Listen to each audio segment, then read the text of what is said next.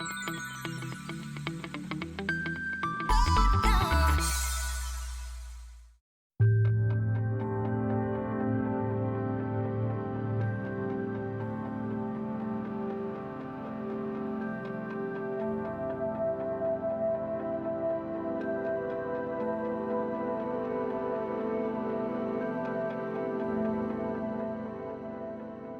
and welcome to InfinEye Games, and we are back at Paradise Hills. How have you been? I've been good, but I hear the people in my city aren't. They're a bit unhappy, they're a bit tired, they want some transport. So I decided that it's time, and it's been high time really, we put in some public transport for our people.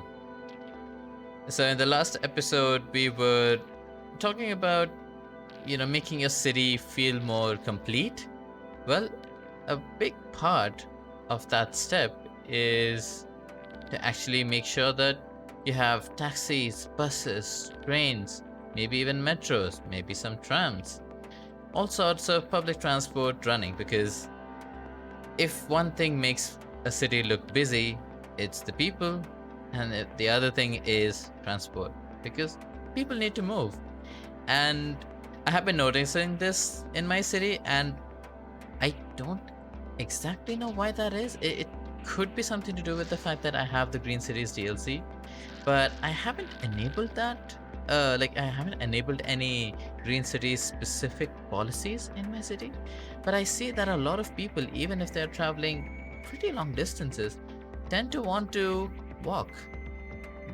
And that's odd, and to a point great, because it makes it easier for me to manage traffic, but that's not ideal, is it? I want people to have, some kind of transport. So I decided that, we should definitely put in some public transport, because it's not fun to walk everywhere. I mean, it's fun to walk from time to time, but it really shouldn't have to do that every single day. So we're starting with trains. I mean, I know technically in city skylines, unless you have a massive city and you're moving people from one, like maybe the south west corner to the northeast corner of your map, a train line doesn't really make sense, because city skylines has kind of a weird way of handling intracity trains. It does that, but then metros do a better job, and especially after the update to the game, since the Sunset Harbor DLC came out, you actually have overground metros as well. So if you want that rustic feel to your city, and you want to show actual trains moving around inside the city, you can always go for that, or maybe you can go for trams. So but the reason why I wanted to have a train station is to make sure that the incoming traffic is not too much, because now that we are in a stage where we are growing and we have reached about 10,500, that's a lot of people, and the next step for me would be plans of expansion. I will be extending that part a little bit, so even more people will come in. Having a train station makes it so that people actually use the train stations to come into and go out of the city, rather than using the roads at all times. So that's why I wanted to start with a train station.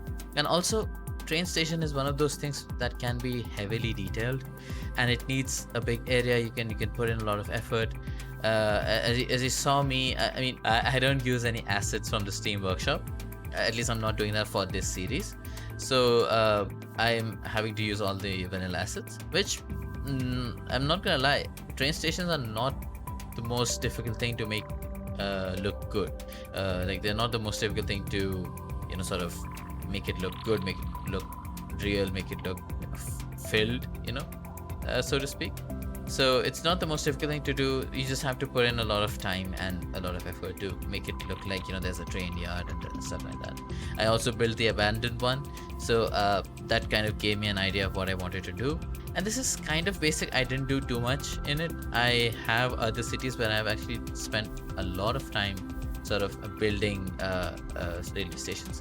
But again, this is a relatively smaller city, and I am going to be building another small station later on in the series. We'll get to that when we expand the city to that section of the map. But for now, I wanted to have like this felt like a central station. And again, going based on the lore of this city, this is the station that was kind of the premise of making the new station and making it a little bit bigger and adding a lot more capacity to it. The reason behind that was the actual introduction of the stadium that I talked about. Considering this is not like a very big city, the fact that there's a football ground makes it so that more people come in, and that is why people would actually use the train station rather than people who are moving in. So they have multiple ways of doing that, but people who are moving in will use the roads, and people who are coming to watch the matches, which actually does happen. It's like if you have a lot of tourist attractions in your city, people will come in from outside. They'll use trains, they'll use any means possible to get here and to actually watch it. So that is a good enough reason for me to put a decent sized station. Unfortunately, again, City Skylines doesn't have like a big station and a small station. There are transport hubs which came with the mass transport DLC, but I didn't put any of those in because again that would make it feel a little too big. That being said, I'm about to put in a bus exchange here, which is bigger than it needs to be, but I feel like it will seem a lot more fitting once I actually start building the next part of town, which will come in the future episodes. So stay tuned for that. It's a really fun project, and I think you'll really enjoy that part when we get there. So yeah, let's talk a little bit about public transport. There are many ways of public transport in this game. You can have buses, which are the most basic and the most used ones in like real cities, while you have metros that are used in a little bit larger cities, mostly in metropolitans. Then you have obviously you have trains that are like quite common, and actually having a railroad network is kind of a necessary thing if you're building a map. And yeah, you have airports so that people can come in. Then you have everything starting from trams to cable cars to monorails to there was a new one added. I forgot the name of what it's called. So those are the buses that have those the electric tracks on top which they follow. So those things were also added in the latest DLC, which is Sunset Harbor. You also have helicopters and stuff like that in there. You also have blimps that were added to, I believe, the mass transit DLC. So there are many ways of this, and obviously you won't be using blimp as a public transport. It's more like a sightseeing sort of a thing. But yeah, you do have that. You have hot air balloon rides and stuff like that. So there are many ways of making your city have more character, make it look more real, make it feel like it's a real city with moving parts in it. And adding public transport really does help with that. So I did not want to put metro in it because it is a little bit of a treacherous terrain, so to speak. So digging out digging underground and putting down metro lines would be a bit of a hassle, and I don't know how realistic it would be. So I decided against doing metros, even though you can have overground metros. But again, if you have like 20,000 people living in a city, I don't think metros are as necessary as it would be in a city that has 100,000 people. So I decided against metros, at least for this one. So I just stuck to putting a railway station, having a bus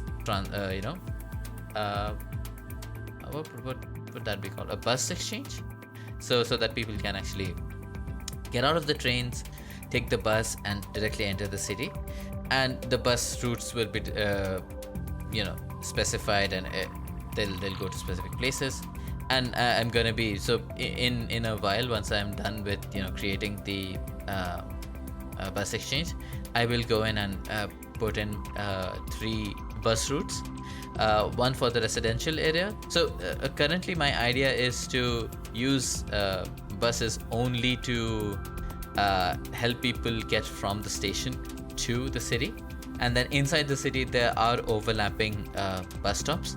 So let's say you are in a residential area and you want to go to the stadium, you can wait for a shuttle that is coming from the bus transit here, that is going from the station to the stadium and back. You can take that shuttle and get to the stadium and get down there as well. And I've also kept some stops. I haven't built that yet. I'll get to that in just a moment. I've also kept some bus stops right on the edge of the stadium. So right now I'm putting down the bus depot.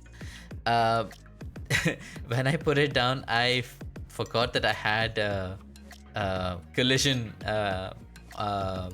turned off. I didn't realize that, and I put it down, and it actually sort of overlapped with the commercial buildings there. I realized that quite late into the recording, and I decided against doing anything about it because it sort of fit into the commercial district completely. The buildings were big enough that it hid the whole thing in its entirety, so I decided to leave it as is. So right now I'm going in and making the bus routes. So be careful while making bus lines if you have never done that. Just like every other element inside of City Skylines, the bus route also tends to want to use the shortest route possible.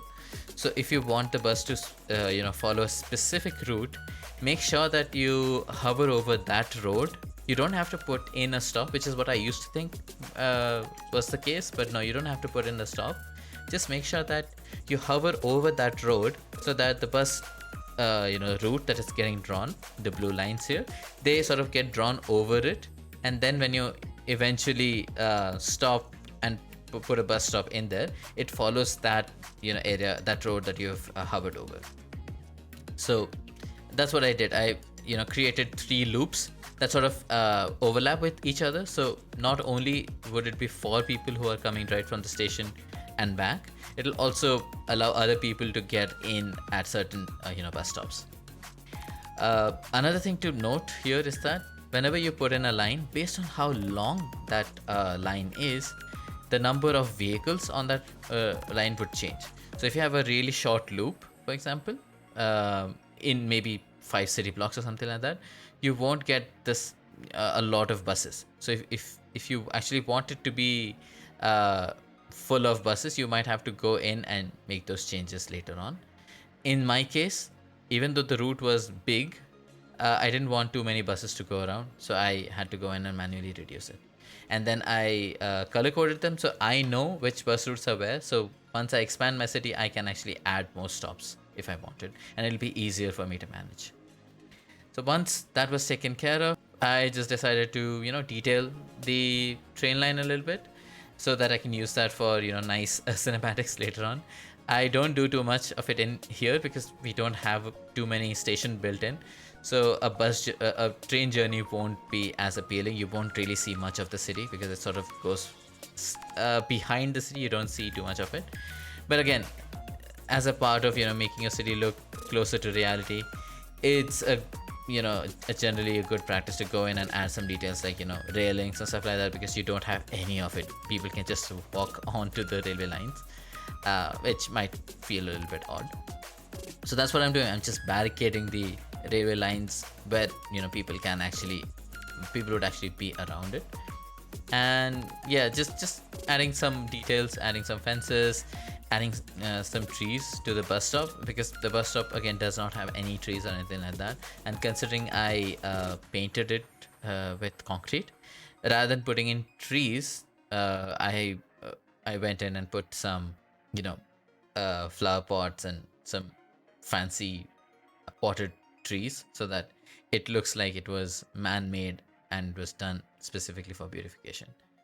Some other things that you can do to make your city look more visceral, more real, is texturing the land around the station and stuff like that, because you would generally have more gravel put in that area. which leads to that area not being as, fertile and as, I guess, green as it usually would be.